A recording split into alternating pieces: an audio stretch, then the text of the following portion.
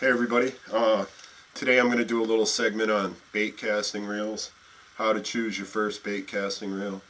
For those that are, just getting into bass fishing or haven't attempted to use one, and there's hundreds of videos probably on this subject, but the reason that I'm doing it is because the first bait casting reel that I ever got, the first setup that I got, it was a Daiwa. I don't remember exactly what kind it was, but I couldn't cast it. and I stuck it in a closet, and it was some years later when I got another one, and I don't know, for some reason I was able to cast that one and took out the Daiwa out of the closet, and lo and behold, that one did work. There was a few things that no one ever pointed out to me, so I'm going to go over it with you and see if I can help somebody out there. Hang on.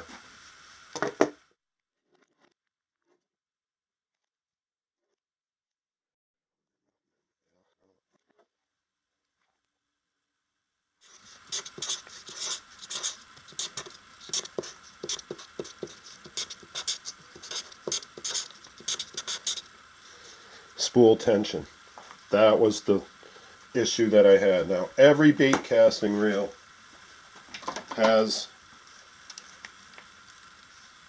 a spool tension knob, and that's the spool tension knob right there. Little arrows pointing to the spool tension knob. Now, this is your drag. This is separate. We'll talk about that later. This star wheel right here, that's your drag. Okay. Ta-da. Okay, so you got your spool tension right here on this side.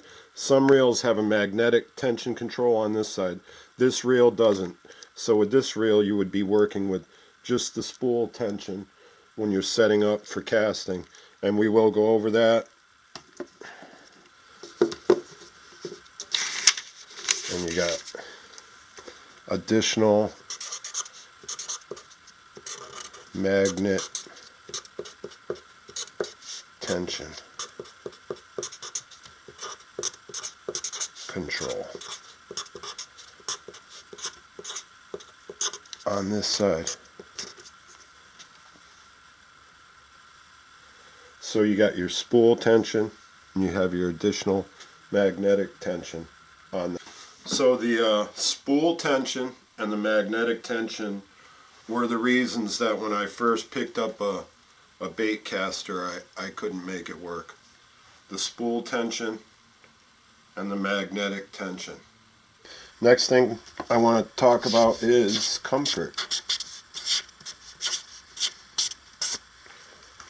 What is comfort in a bait casting reel? Well, comfort in a bait casting reel would be the weight of the reel, the way that it balances on your rod, how it feels in your hand when the reel is on your rod, the size of the handles, big cranking power in the big handles, and then the weight of the reel. See, this Quantum reel has a lot of cutouts to reduce the weight. It's a lot lighter than this Revo. Therefore, it would probably be more comfortable. It's got a big handle and it's light, so that's comfort right there.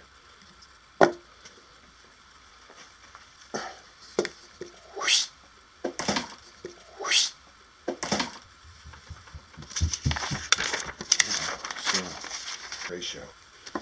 Gear ratio equals reel speed.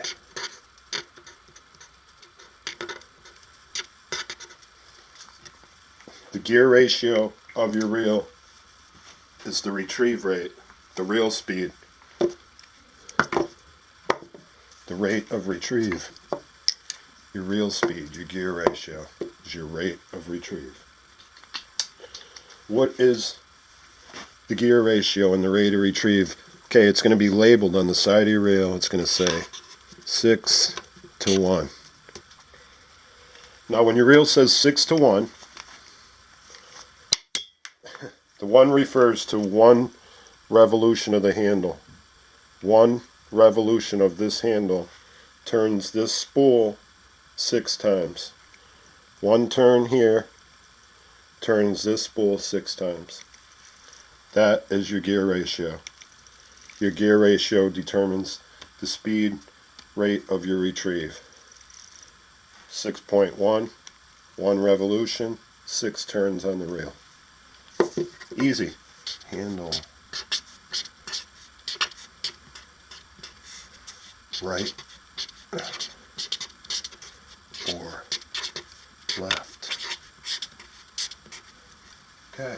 That's the typical handle side that your bait casters come on this side. It faces this way. Your line spools out through the guide here. Your handle's on that side. That's called a right hand retrieve.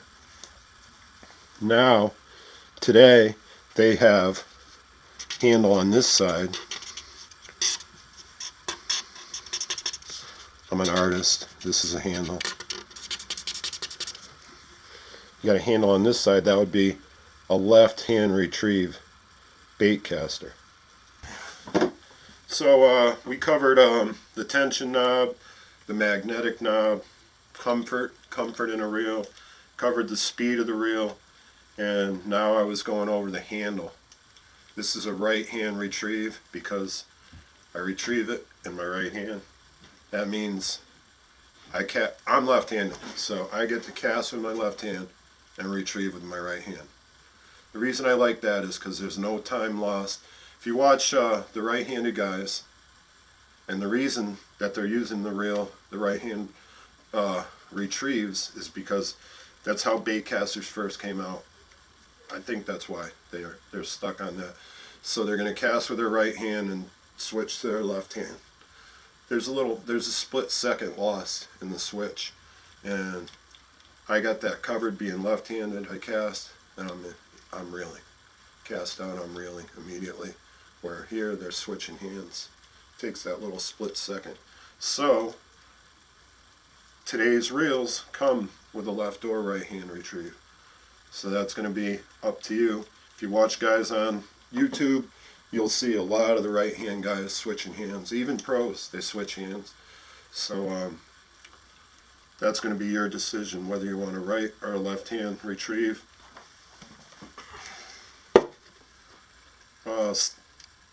Stepping back to the gear ratio, the retrieve rate. Okay, you're going to get your first bait casters. So my feeling is that you'd want a medium retrieve rate. Slow retrieve rates being 5 to 1. Real fast retrieve rates are 8 to 1. So you're going to want a medium. I think you're going to want about a 6 to 1 retrieve rate. And for starters, that would be a good place to start. You can slow it or speed it up, with your hand. How fast you revolve the handle is going to determine if you want to reel in really fast, and it's a 6 to 1, you're going to have to reel faster than you would with an 8 to 1 reel. Of course, the 8 to 1 reel is going to reel really fast, easy. So it's going to be a little harder. And you want to reel slower, you're going to slow your retrieve down a little bit. So 6 to 1, probably a good medium place to start, because from 6 to 1 you can, slow it or speed it up with your hand. Your retrieval rate will slow or speed up your reeling, of course. So that's a good place to start, I think, is 6 to 1. And why would you want an 8 to 1 or a 7 to 1 or a faster reel?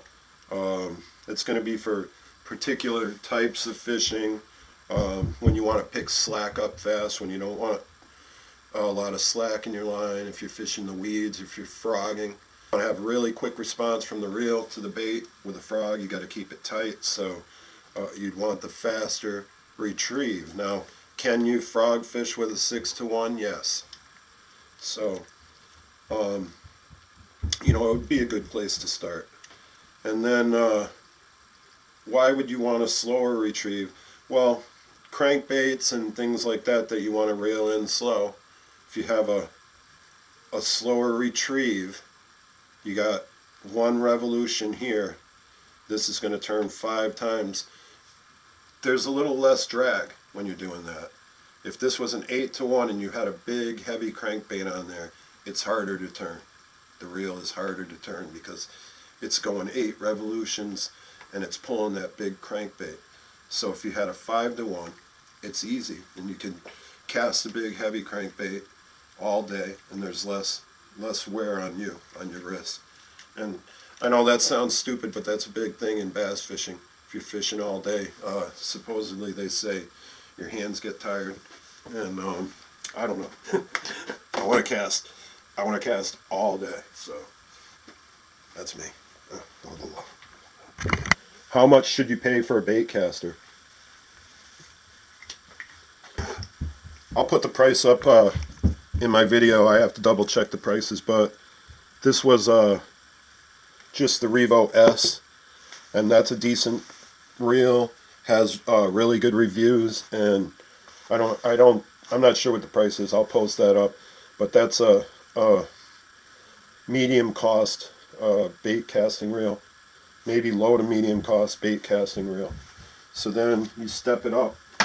The Quantum, the EXO PT, I mean, that's a $249 reel, but if you wait in line at the Cabela's Doorbuster sale, you may get them for $100 each. I picked up 4 of those at the Cabela's Doorbuster sale with a couple of different retrieves, and a couple of them were gifts. So watch for bargains. Another bargain.